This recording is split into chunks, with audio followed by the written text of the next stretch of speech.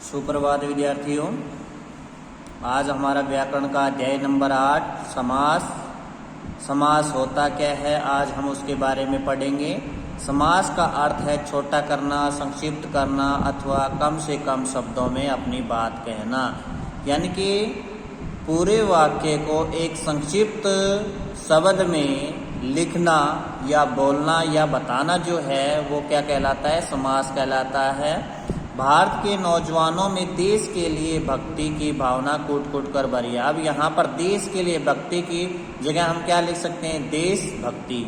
तो एक छोटे से जो है शब्द में पूरे वाक्य का क्या आ जाता है, अर्थ आ जाता है।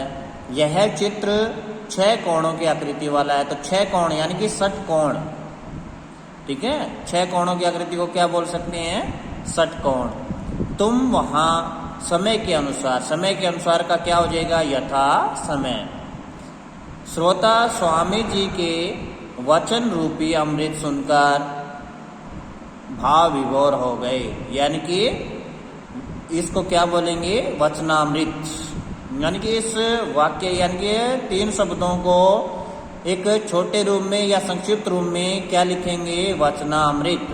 तो इस संक्षिप्त रूप को बनाने को क्या कहते हैं, समास कहते हैं। तो हमारी परिभाषा बनेगी समास की कि परस्पर संबंध रखने वाले 2 अथवा 2 से अधिक शब्दों को संक्षिप्त करके नया शब्द बनाने की प्रक्रिया को समास कहते हैं। या फिर हम कह सकते हैं 2 या 2 से अधिक शब्दों के परस्पर मेल से बनने वाले शब्द को हम क्या कहते हैं,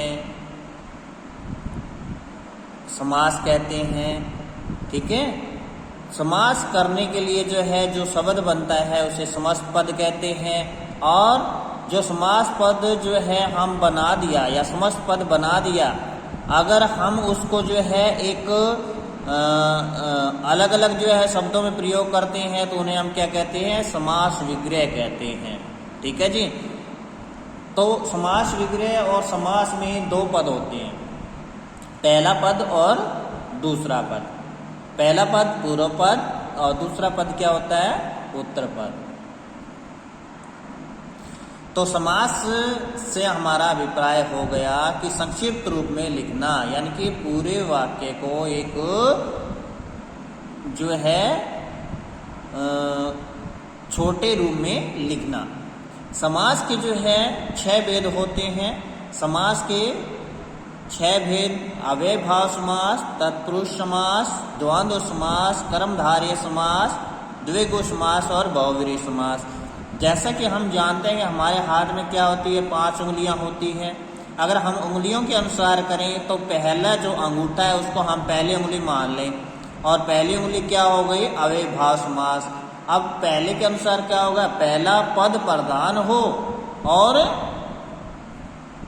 अव्यय हो। तो यहाँ पर अव्ययभाव समास की जो परिभाषा बनेगी कि जिस समास में पहला पद प्रधान हो और अव्यय हो उसे हम क्या कहते हैं, अव्ययभाव समास कहते हैं। अब बात आती है कि अव्यय होता क्या है। अव्यय होता है अविकारी शब्द जो लिंग, वचन, कार, काल आदि के कारण क्या होते हैं, परिवर्तित नहीं होते हैं। उन्हें हम क्या कहते हैं, अव्यय या फिर अविकारी शब्द कहते हैं, ठीक है। उदाहरण देखिए, प्रत्येक। प्रत्येक का क्या बनेगा, प्रति प्लस में 1। प्रत्येक क्या होता है, अविकारी शब्द होते हैं, अव्यय होता है। तो प्रत्येक का जो विग्रह बनेगा वो क्या बनेगा, 1 1। यथा संभव, जैसा संभव हो। यानी कि यथा यहाँ पर क्या है, अविकारी या अव्यय है जो कि क्या है, कभी परिवर्तित नहीं होता है। तो यहाँ पर 2 पद बन रहे हैं, ठीक है। बखूबी, बखूबी, बै क्या है यहाँ पर, जो हमारा अविकारी शब्द है या फिर अव्यय है, और खूबी जो है शब्द, यानी कि खूबी के साथ जब हम विग्रह करेंगे तो यहाँ पर 2 पद बनेंगे और जो अव्यय के साथ है लगकर क्या है, उसके समस्त पद में जो है समस्त पद को क्या बना देता है? अव्यय बना देता है। अनजाने, अनजाने यानी कि बिना जाने, ठीक है। सादर, आदर सहित। आमरण, मरण तक। बेकसूर, कसूर के बिना। भरपेट, पेट भरकर। यथा समय, समय के अनुसार। यानी कि ये जो पूरे वाक्य बन रहे हैं, यानी कि दो या दो से अधिक शब्द से एक संक्षिप्त रूप बन रहा है, उसे हम क्या कहते हैं? अव्ययभाव समास कहते हैं। आजीवन, जीवन भर। भरपूर, पूरा भरा हुआ। बेशक, शक के बिना। यथाशक्ति, शक्ति के अनुसार। तो ये कुछ उदाहरण है अव्ययभाव समास के। मैं दोबारा दोहरा देता हूं कि अव्ययभाव समास जिस समास में पहला पद प्रधान हो और समस्त पद क्या हो? अव्यय हो, उसे हम क्या कहते हैं? अव्ययभाव समास कहते हैं। जैसे प्रत्यक्ष, आंखों के सामने। घर घर, प्रत्येक घर या फिर हर घर। गांव गांव, ठीक है। तो क्या करोगे? हर गांव, ठीक है। दिनों दिन, दिन ही दिन आदि। अब जो है बात कर रहे हैं कि तत्पुरुष समास यानी कि समास का दूसरा भाग। अब हाथ की जो है दूसरी उंगली लेते हैं। दूसरी उंगली यानी कि दूसरा पद प्रधान हो, यानी कि जिस समास में दूसरा पद प्रधान हो और विभक्ति का लोप हो, यानी कि विभक्ति। विभक्ति किसे कहते हैं? कारक चिन्हों को। अब कारक चिन्ह जो है आपने कारक किए होंगे। कर्ता ने कर्म को कारण से संप्रदान के लिए, ठीक है। संबंध काके की अपादान से अलग। अधिकरण में पर संबोधन है अरे अरे।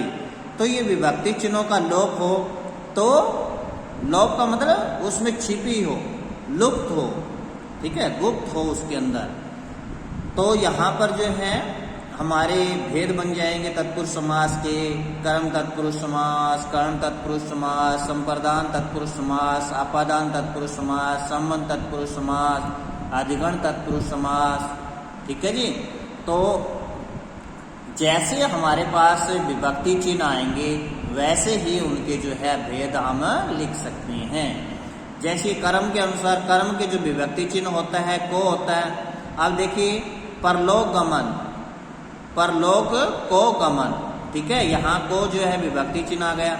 अब ये जो है विग्रह है और ये समस्त पद है।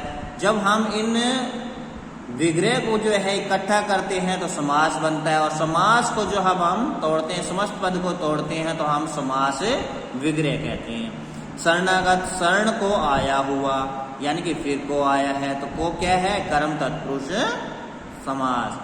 गृहागत, गृह को आगत, आगत का मतलब आया है या आने वाला। सर्वप्रिय, सर्व को प्रिय। यश प्राप्त, यश को प्राप्त। ग्रामगत, ग्राम को गत, यानी कि ग्राम को, गांव को गया हुआ।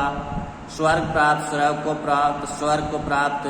पद प्राप्त, पद को प्राप्त। इसी अनुसार जो कारण तत्पुरुष समास यहाँ पर से के द्वारा, यानी कि जैसे मैं पेन के माध्यम से आपको समझा रहा हूँ या फिर संकेत कर रहा हूँ, यानी कि मेरे हाथ के माध्यम से हो रहा है, पेन के माध्यम से हो रहा है ना, तो वहां पर कर्ण तत्पुरुष समास होगा। अगर अलग की बात हो जाए, जैसे पेन जो है मेरे हाथ से गिर गया, तो यहाँ पर जो है वो अपादान हो जाएगा। तो अलग होना अपादान, और के द्वारा जो हो रहा है तो कर्ण। जहां पर से के द्वारा हो रहा है तो कर्ण तत्पुरुष समास, और जहां पर अलग होने की बात आ रही है, जैसे पेड़ से पत्ते अलग हो रहे हैं, तो वो क्या हो जाएगा? अपादान तत्पुरुष समास। देखिए कर्ण तत्पुरुष समास अकाल पीड़ित, अकाल से पीड़ित, ठीक है। रेखांकित, रेखा से अंकित। हस्त लिखित, हाथ से लिखित, यानी कि हाथ के द्वारा लिखा हुआ। मन चाहा, मन से चाहा या मन के द्वारा चाहा गया। शोकाकुल, शोक से आकुल। गुण युक्त, गुण से युक्त। बाढ़ पीड़ित, बाढ़ से पीड़ित। रोग मुक्त, रोग से मुक्त।